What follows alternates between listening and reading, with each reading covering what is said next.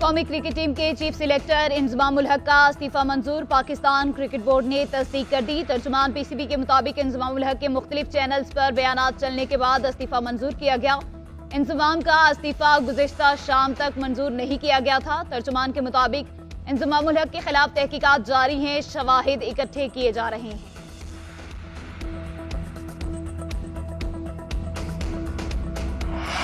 Afghanistan T T P یا پاکستان میں سے ایک کو چن لے، نگراں وزیر اعظم انوار الحق کاکڑ کا دو ٹوک پیغام۔ صحافیوں سے گفتگو میں بولے، پاکستان میں بدامنی میں غیر قانونی تارکین وطن ملوث ہیں، افغان حکومت دہشت گرد ہمارے حوالے کرے۔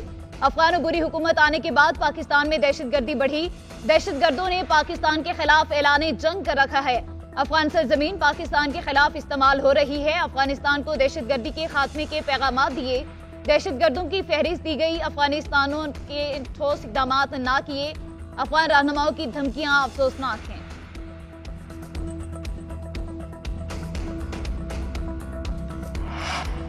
اپنے مسائل خود حل کریں، اپنی ناکامی کا ذمہ دار افغانستان کو قرار نہ دیں۔ امارات اسلامی کسی کو افغان سرزمین پاکستان کے خلاف استعمال کرنے کی اجازت نہیں دیتی۔ ترجمان امارات اسلامیہ ذبیح اللہ مجاہد کہتے ہیں، امارات اسلامیہ اپنے ملک کی طرح پاکستان میں بھی امن کی خواہاں ہے۔ پاکستان میں بدامنی کے واقعات دلیل نہیں کہ اس کے پیچھے افغانستان ہے۔ افغانستان میں اسلحہ محفوظ کسی غیر ذمہ دار کے ہاتھ میں نہیں لگا۔ افغانستان پاکستان سے اچھے تعلقات چاہتا ہے، پاکستان کو بھی امارات اسلامیہ کی حسن نیت کا ادراک کرنا چاہیے۔ کسی دوسرے ملک میں مداخلت نہ کرنے کے ہمارے عزم پر کوئی شک نہیں ہونا چاہیے۔ قطر کی کوششوں سے غزہ میں مختصر جنگ بندی کا امکان، 12 یرغمالیوں کی رہائی کے بدلے جنگ بندی پر بات ہو رہی ہے۔ حماس کی تصدیق، بتایا 3 روزہ جنگ بندی کا مقصد غزہ میں ضروری امداد پہنچانا ہے۔ رہا کرائے جانے والے یرغمالیوں میں 6 امریکی بھی شامل۔ غزہ میں اسرائیل کے 250 مقامات پر حملے، 241 فلسطینی شہید، تعداد 10,569 ہو گئی۔ جبالیہ میں گھر پر فضائی حملہ، 19 فلسطینی شہید۔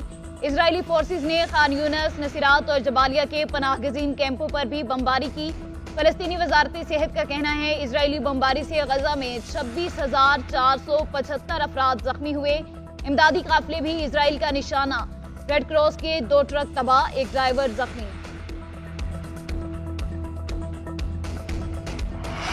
لیول پلینگ فیلڈ ہو یا نہ ہو، پیپلز پارٹی ہی الیکشن جیتے گی۔ 8 فروری کو انشاءاللہ صوبائی کے ساتھ وفاقی حکومت بھی بنائیں گے۔ پہلی بار ہوگا وزیر اعلیٰ میئر کراچی اور وزیر اعظم جیالہ ہوگا۔ بلاول بھٹو زرداری کہتے ہیں پیپلز پارٹی کو کسی الیکشن میں لیول پلینگ فیلڈ نہیں ملی، اب تو لیول پلینگ فیلڈ کا شکوہ ہی چھوڑ دیا۔ جب سے نون لیگ نے ووٹ کو عزت دو کا بیانیہ چھوڑا، ساتھ چلنا مشکل ہو گیا۔ نون لیگ اور ایم کیو ایم کے اتحاد سے انہی کو نقصان ہوگا۔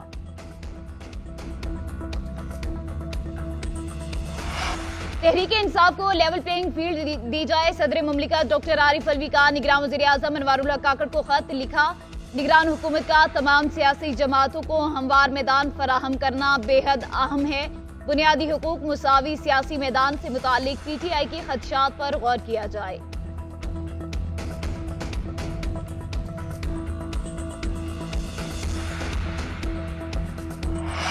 مسلم لیگ نون کا فنکشنل لیگ کی قیادت سے رابطہ، نون لیگ کے صوبائی صدر بشیر میمن کی پیر پگارا سے ملاقات، نواز شریف کا خیر سگالی کا پیغام پہنچایا۔ مسلم لیگ کے تمام دھڑوں کو ایک سیاسی پلیٹ فارم پر جمع کرنے کی تجویز، کہا نواز شریف جلد آپ سے ملاقات کے خواہاں ہیں۔ پیر پگارا نے جواب دیا، مسلم لیگیوں کا اتحاد وقت کی اہم ضرورت ہے۔ سندھ سمیت پورے ملک میں مسلم لیگی ایک جھنڈے تلے الیکشن لڑ سکتے ہیں۔ دونوں رہنماؤں نے اتفاق کیا کہ نون لیگی قیادت نے اتفاق کیا تو الیکشن میں پورے ملک سے سرپرائز دے سکتے ہیں۔ بشیر میمن اور پیر پگارا کا رابطے جاری رکھنے اور مزید ہم خیال سیاسی لوگوں سے رابطوں کا فیصلہ۔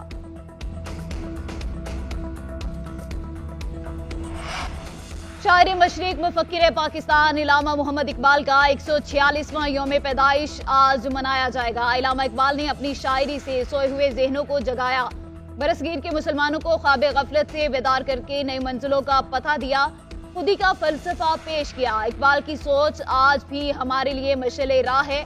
مزار اقبال پر گارڈز کی تبدیلی کی پروقار تقریب ہوگی۔